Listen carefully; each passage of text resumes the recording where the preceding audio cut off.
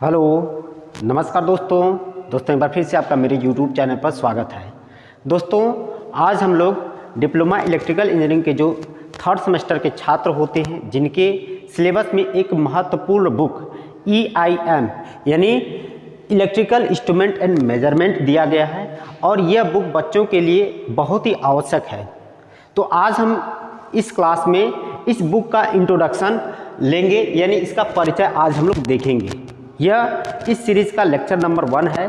तो सबसे पहले आइए हम लोग समझते हैं कि यह EIM यानी इलेक्ट्रिकल इंस्ट्रूमेंट एंड मेजरमेंट जो बुक आपको दिया गया है यह क्या है, इसमें क्या क्या चीज़ें आपको पढ़ना है, इसके बारे में हम लोग थोड़ा चर्चा करेंगे। तो दोस्तों सबसे पहले आप जानते हैं कि आप जब फर्स्ट ईयर में पढ़ते हैं तो फर्स्ट ईयर में बहुत सारे ऐसे सब्जेक्ट होते हैं जो आपको पढ़ने के साथ साथ उनका प्रैक्टिकल भी करना जरूरी होता है।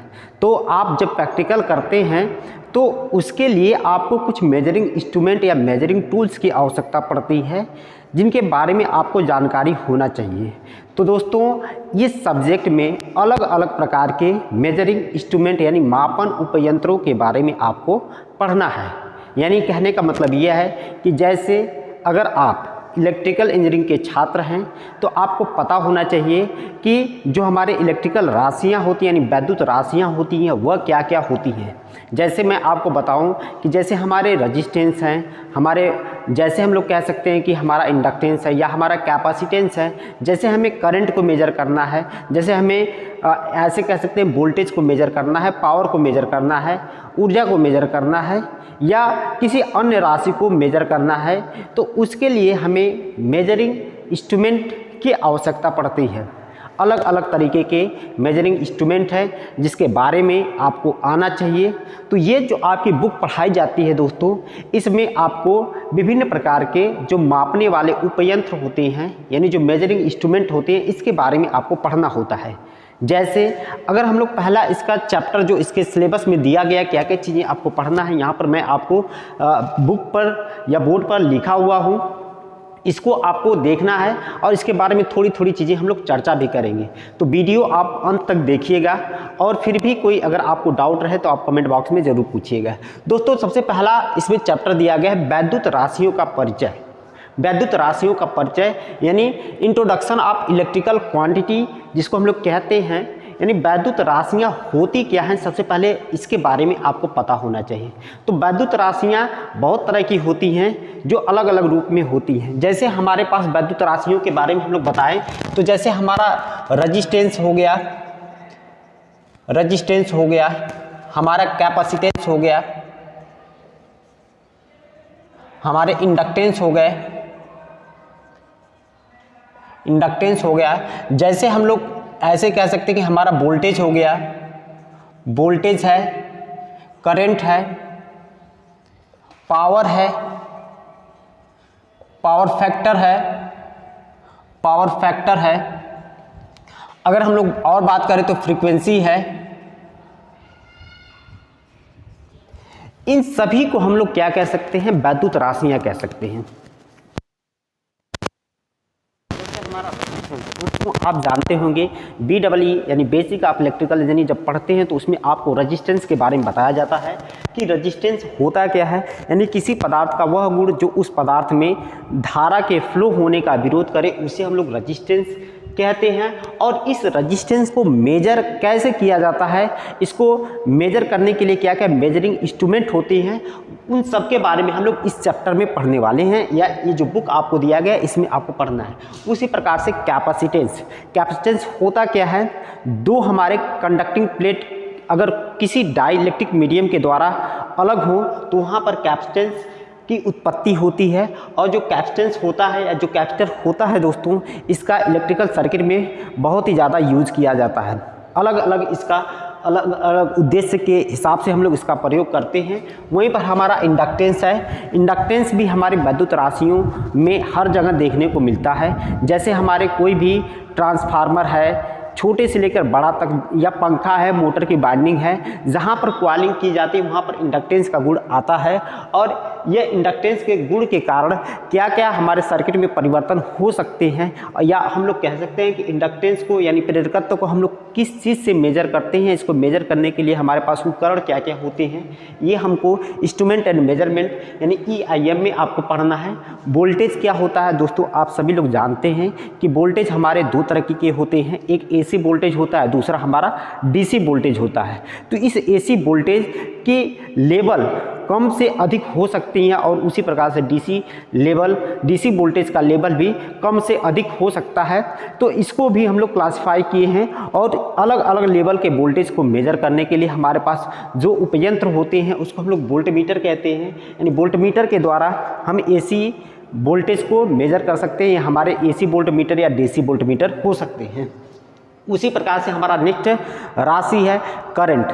दोस्तों जैसे कि आप जानते हैं कि करंट जो होता है, जो हमारे चार्ज या इलेक्ट्रॉन फ्लो करती हैं उसी की वजह से हमारी करंट फ्लो करती है।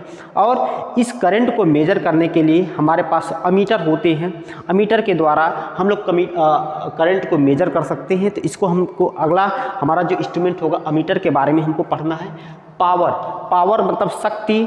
तो शक्ति जानते हैं आप, जो है कार्य करने की दर को हम लोग शक्ति कहते हैं, पावर कहते हैं। यानी जो पावर होता है, ये जो भी हमारे इलेक्ट्रिकल इंस्ट्रूमेंट हैं ये कुछ न कुछ पावर कंज्यूम करती हैं, या हमारा कोई लोड है अगर वो कोई पावर कंज्यूम कर रहा है तो उस पावर को हम लोग इस पावर मीटर से मेजर कर सकते हैं। उसी प्रकार से हमारा पावर फैक्टर होता है, पावर फैक्टर मीटर। चूँकि पावर फैक्टर देखने को हमेशा AC सर्किट में मिलता है, DC में पावर फैक्टर नहीं होता है। तो पावर फैक्टर जो होता है, पावर फैक्टर को हम लोग पावर फैक्टर मीटर से मेजर करते हैं। और नेक्स्ट हमारा फ्रीक्वेंसी है।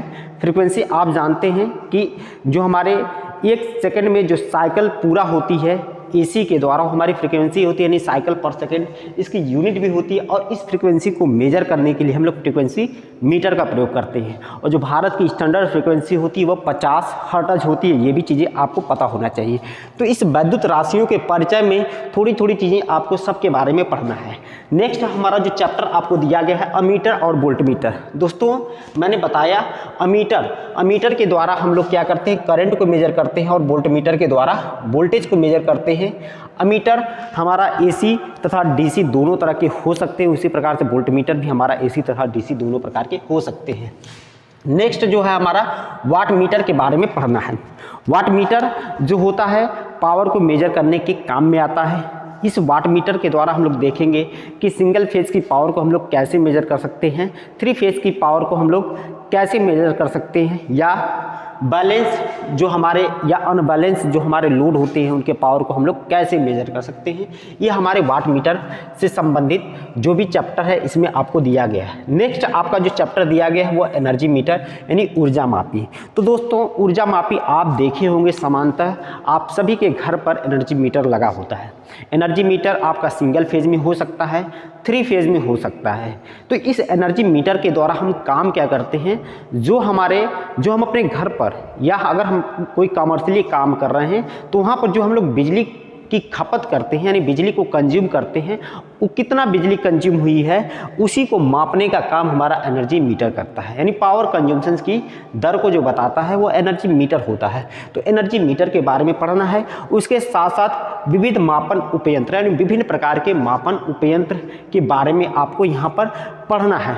जैसे आपको फ्रीक्वेंसी मीटर क्या होता है, सिंक्रोनोस्कोप मीटर क्या होता है, इन सभी मीटरों के बारे में, जैसे हमारे ओम मीटर क्या होते हैं, बहुत सारे आपको जो है उपयंत्र या मीटर के बारे में इसमें आपको पढ़ने को मिलेगा। नेक्स्ट आपका है इलेक्ट्रॉनिक उपयंत्र। इलेक्ट्रॉनिक्स उपयंत्र में खास करके हम लोग एक मीटर के बारे में पढ़ते हैं जिसको हम लोग क्या कहते हैं, CRO यानी कैथोड रेज ऑस्किलोस्कोप। यानी कैथोड रेज जो ऑस्किलोस्कोप है इसके बारे में हमें पढ़ना है। यानी कैथोड रेज ट्यूब या कैथोड रेज ऑक्सीलेटर के बारे में हमें पढ़ना है। और ये एक प्रकार का इलेक्ट्रॉनिक्स उपकरण होता है दोस्तों। इस उपकरण के द्वारा या इस मेजरिंग इंस्ट्रूमेंट के द्वारा हम लोग बहुत तरह की राशियों को मेजर कर सकते हैं। जैसे हम लोग अलग अलग वेव फॉर्म को, अलग अलग फ्रीक्वेंसी को, अलग अलग वोल्टेज के लेवल को, अलग अलग जो है हम लोग कह सकते हैं कि पावर की फ्रीक्वेंसी को हम लोग इस इलेक्ट्रॉनिक्स इंस्ट्रूमेंट के द्वारा हम लोग आसानी से मेजर कर सकते हैं। नेक्स्ट आपका चैप्टर जो है वह LCR, यानी ये आपका L का मतलब होता है इंडक्टर और C का मतलब होता है कैपेसिटर और R का मतलब होता है रजिस्टर। इन तीनों को मेजर करने वाला जो मीटर होता है उसको LCR मीटर कहते हैं। तो दोस्तों यहाँ पर LCR जो मीटर होता है ये अलग अलग तरीके के भी हो सकते हैं। इंडक्टेंस को मेजर करने के लिए हमारा अलग तरीका हो सकता है, कैपेसिटेंस को मेजर करने के लिए अलग तरीका हो सकता है, वहीं पर रजिस्टेंस को मेजर करने के लिए हमारे पास अलग तरीका हो सकते हैं। इन सबको अलग अलग तरीक़ों से मेजर करने की जो विधि है वो आपकी इस बुक या इस चैप्टर में आपको दिया गया है, जो कि LCR मीटर के नाम से जाना जाता है। अगला नेक्स्ट जो चैप्टर है वो त्रिकला राशियों में विद्युत शक्ति का मापन, यानी थ्री फेज सिस्टम में हमको विद्युत शक्ति यानी विद्युत पावर का जो हमें मेजर करना है वो हम लोग सीखेंगे। थ्री फेज की पावर को कैसे हम लोग मेजर कर सकते हैं। उसके बाद जो है हमारा ट्रांसड्यूसर होता है। दोस्तों मैं आपको बता दूं कि जो ट्रांसड्यूसर होते हैं वह एक प्रकार की ऊर्जा को या तो उसी प्रकार की ऊर्जा में या तो किसी अन्य प्रकार की ऊर्जा में बदलने का कार्य करते हैं। ये ट्रांसड्यूसर जो होते हैं इसका सबसे सरलतम उदाहरण आपके जो इलेक्ट्रिक बल्ब होते हैं यह है। जैसे इलेक्ट्रिक बल्ब क्या काम करते हैं, ये विद्युत ऊर्जा को प्रकाश ऊर्जा में बदलते हैं। उसी के साथ साथ जैसे आप अपने घर पर हीटर का प्रयोग करते हैं तो हीटर भी ट्रांसड्यूसर का उदाहरण है। यह विद्युत ऊर्जा को उष्मा ऊर्जा यानी हीट ऊर्जा में बदलने का कार्य करता है। उसी के साथ साथ हमारे बहुत सारे ऐसे ट्रांसड्यूसर हैं जैसे विद्युत मोटर है। यह विद्युत मोटर इलेक्ट्रिकल ऊर्जा को जो है यांत्रिकी ऊर्जा में बदलने का कार्य करती है। इसी के साथ साथ हमारे पास जनरेटर होते हैं। जनरेटर क्या काम करते हैं, यह मैकेनिकल ऊर्जा को यानी यांत्रिकी ऊर्जा को इलेक्ट्रिकल ऊर्जा में बदलने का कार्य करती है। तो बहुत सारे ट्रांसड्यूसर जो आप देखे हैं परंतु उनके बारे में जानते नहीं हैं, परंतु आपका इसमें कुछ विशेष प्रकार के ट्रांसड्यूसर पढ़ने को देखने मिलेगा। ये जो ट्रांसड्यूसर होते हैं इनका काम जो होता है जैसे स्ट्रेस हो गया, तनाव, स्ट्रेन हो गया, फिर उसके बाद वॉल्यूम हो गया, टेम्परेचर हो गया, फिर उसके बाद आपका एक तरह से प्रेशर हो गया। इन सभी नॉन इलेक्ट्रिकल क्वांटिटी को इलेक्ट्रिकल क्वांटिटी में बदलने का काम जो हमारा करते हैं वो ट्रांसड्यूसर होते हैं। तो अलग अलग प्रकार के हमें ट्रांसड्यूसर पढ़ने को यहाँ पर देखने को मिलेगा। उसके बाद जो है ताप का मापन। दोस्तों आप जानते हैं कि जो टेम्परेचर होता है वह समय और स्थिति के अनुसार बदलता रहता है। दिन के समय टेम्परेचर कुछ और होता है, सुबह के समय या रात के समय टेम्परेचर कुछ और होता है, या आप कह सकते हैं कि अलग अलग जगहों पर अलग अलग कंडीशन में टेम्परेचर की स्थिति अलग अलग होती है। जैसे अगर कोई फर्नेसेस है, कोई भट्ठी है, वहाँ का टेम्परेचर कुछ और होता है। बहुत सारी ऐसी जगह होती हैं जहाँ पर हमें अलग अलग वस्तुओं को गलाने की ज़रूरत पड़ती है, जो कि वहाँ का टेम्परेचर अलग होता है। तो इस प्रत्येक जगह के तापमान को मापने के लिए हमारे पास जो तापमान मापी होता है या एक तरह से कह सकते हैं ताप का मापन करने के उपयंत्र होते हैं, या इसके बारे में आपको पढ़ना है। नेक्स्ट आपका जो है स्मार्ट मीटर सिस्टम है, आपको यहाँ पर पढ़ना है।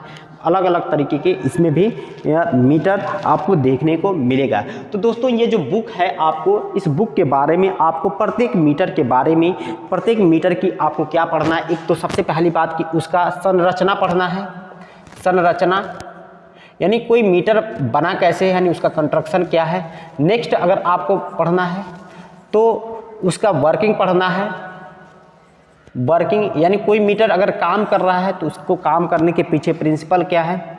फिर उसके द्वारा हम लोग किन किन राशियों को माप सकते हैं, यानी माप सकते हैं या मापने का कार्य। ये कह सकते हैं कि कोई भी मीटर है तो वह किन किन राशियों को मापने का कार्य कर सकता है, इसके बारे में आपको पढ़ना है। तो जितनी भी चीज़ें आपको बोर्ड पर दिखाई गई है ये बड़े ही इम्पॉर्टेंट होती है एक इलेक्ट्रिकल इंजीनियरिंग स्टूडेंट के लिए। अगर आप इन सब चीज़ों के बारे में नहीं पढ़ेंगे, नहीं जानेंगे, तो अगर फिर आप कहीं कंपनी में जाएंगे, किसी ऐसे जगह पर जाएंगे, अगर वहाँ पर कोई मीटर आपको देखने को मिलेगा या कोई मीटर के बारे में अगर आपसे पूछ लिया जाता है तो आप उसके बिल्कुल अनभिज्ञ रहेंगे। इसलिए ज़रूरी होता है कि आप सभी मीटर जो हैं इनके बारे में आप डिटेल से पढ़िए, अच्छे से पढ़िए और अच्छे से पढ़ेंगे तो एग्ज़ाम में अपने अच्छे से करके आएंगे। और ये कंपटीशन के पर्पज़ से भी हमारा बुक बहुत ही इंपॉर्टेंट होता है। यहाँ से बहुत सारे क्वेश्चन आपको पूछे जाते हैं, तो उन सब सारी चीज़ों के बारे में भी आपको जानकारी मिलती रहेगी। तो दोस्तों अब हम लोग नेक्स्ट क्लास में देखेंगे इसके बारे में वैद्युत राशियों का परिचय, यानी वैद्युत राशियों का परिचय में हम लोग बहुत सारी चीज़ें ऐसे देखने वाले हैं जो कि आपको जानना ज़रूरी है। अगर दोस्तों वीडियो अच्छा लगे तो वीडियो को आप लाइक और मेरे YouTube चैनल को सब्सक्राइब कर लीजिएगा, अपने दोस्तों में शेयर कर दीजिए। वीडियो देखने के लिए आपका बहुत बहुत धन्यवाद। Thank you.